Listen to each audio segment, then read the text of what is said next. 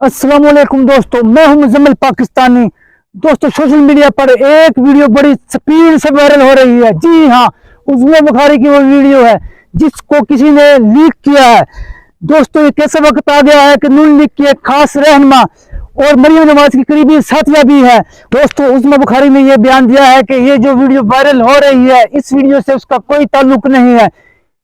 इस वीडियो को एडिट करके बनाया गया है और अपनी सफाई के लिए उस्मा बुखारी ने अदालत से भी रुजू किया है। उनका यह कहना है कि इस वीडियो को एडिट किया गया है ताकि उनकी इज्जत को उछाला जाए और नीलाम किया जाए। दोस्त, अगर इस वीडियो को एडिट करके बनाया गया है तो ये एक बहुत बड़ा जुर्म और नाइंसाफी है।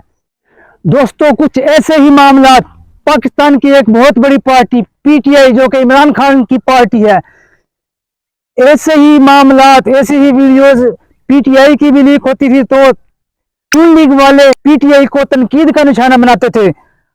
अब ऐसा ही इनके ऊपर उल्ट आके पड़ा है। तो दोस्तों, सियासत में इस तरह से वीडियोस अक्सर लीक होती रहती हैं। तो दोस्तों, वीडियो पसंद आई है तो लाइक और सब्सक्राइब जरूर कर दें।